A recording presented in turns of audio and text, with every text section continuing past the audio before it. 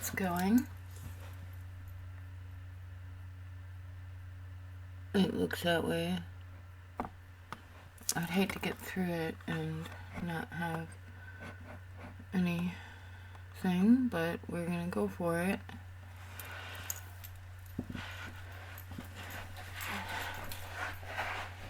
Hello, this is Orieliel Watcher, Chantal Cash, and I'm speaking on behalf of my daughter. A heartfelt thank you for this major project that we have accomplished. I'm going to go over some of the cards, and if we go over, we'll do another video. Hopefully this is being recorded, otherwise we'll be doing it all over again. And since it's Mercury retrograde and it started on Halloween, I wasn't able to get my video done last night, and I'm winging this right now. So the booklet's not completely completed yet, but we wanted to share our cards with you.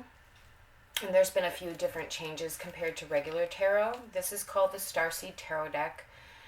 Unfortunately, I don't have the picture of it'll be the front side cover of the card, so every card will have a logo, just like any other deck of tarot.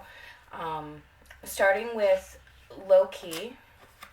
Actually, I have all of them written down just in case I have a mind blank. Our major arcana.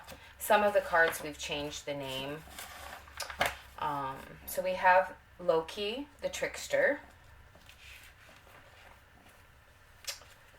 And our magician we made female. Hecate. Some people say Hecate, Hecate. However you pronounce it, and I probably butchered it, so I apologize to anyone, not trying to offend anyone. This is our magician. Ninma is Anunnaki, and she's the high priestess. We chose Lord and Lady, and we have here Freya, who is Palladian, but also known for her Viking Nordic roots. We have Odin, Lord Odin, her counterpart.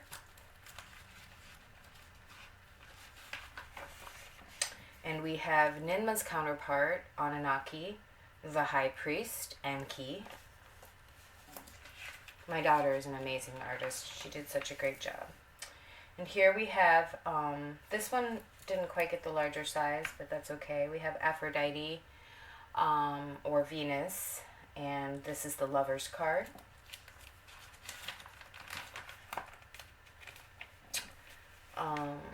We have Thor for our Chariot, and again we chose a male, and a few differences here. And for our Strength, we have Sekhmet. And our Hermit is Buddha. For the Wheel of Fortune, we just titled it The Wheel, and this is Zeus.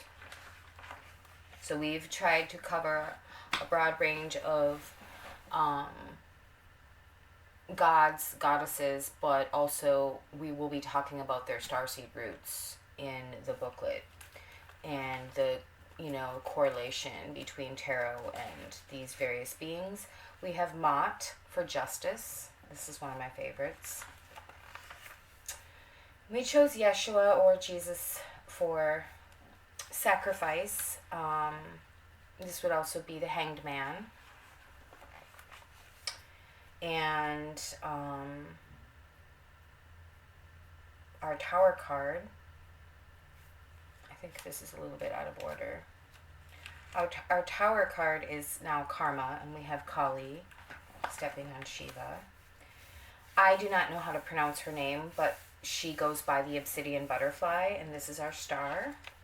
And I believe this is our only Aztec card. We have Death. This is Hades. And for Temperance, we chose Isis. I'm hoping to be able to tell a little story about some of these cards and some of the magic that has occurred. One of the cards wasn't exactly an entertaining, magical moment in my life. It was more like a lesson. But this is the dragon or the devil, and it's the yellow emperor, but we're focusing more on the dragon over the god man. So it's a little bit different than what your traditional tarot might look like. We have Artemis, and that is our moon card. Okay, let me take a moment. I just need to check the time on our fantastic YouTube video.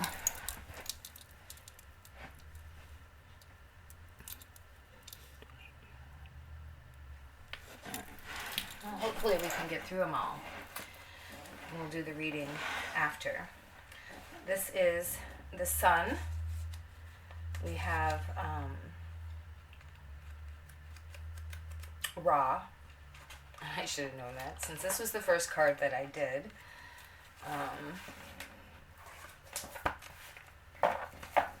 So we have Ra. And here we have another Anunnaki, but also biblically connected. We had Enki, also known as Adonai, and we have here Enlil, also known as Yahweh, who was in charge of the flood, they say. And so this is our judgment card. And we have the world, which is Gaia. So I'm just going to flip through these really quick. We have Ace of Air, Two of Air, Three of Air. We chose birds for our swords because of the beaks. Five of Air, Six of Air, our hummingbirds. Seven of Air, Eight of Air, Nine of Air, and 10 of Air. And we'll just go through these. Prince of Air. I believe that was Horus. We have Athena, Princess of Air. Morgaine, Queen of Air. And Dagda, King of Air. Again, some of these cards, these people actually manifested anywhere from a month to 2 months after I did the cards. Specifically the men, and I did meet some of the females.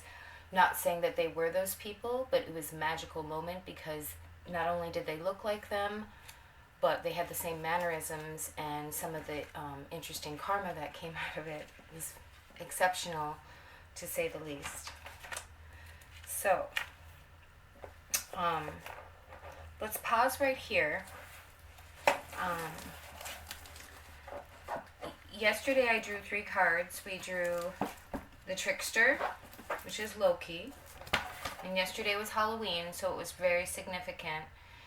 And we drew the Morgaine, which again quite significant because it was Samhain, All Hallows Eve. And then we drew the Justice card, and specifically the Justice card has a lot of importance for many people right now. And here she is. This is Mott. So I drew those 3 cards yesterday, and you know, the Trickster is about wearing masks, and you know, it was okay up until yesterday, but now, you know, today is All Saints Day and All Souls Day, and we need to focus on the goodness inside of ourselves. The mischief is over for now, and we need to focus on creating and manifesting justice. And there's a lot of unfair things going on in this world, and knowing these things are unfair, and we need justice. And so when I drew the Justice card as the 3rd card, I decided to stop there. And this is going to be a two-part video, posted one in two parts, just because I still haven't invested in the extended play for YouTube. So I also want to make sure that this is taken, and if not, we have to start from the beginning. So welcome Mercury retrograde, folks. It's going to be a fun ride. I am going to go over the rest of the cards. I just wanted to go over that and pause, take a break, make sure this footage works, and then we'll do the rest of the deck and show it off, and be right back. Part 2 is coming.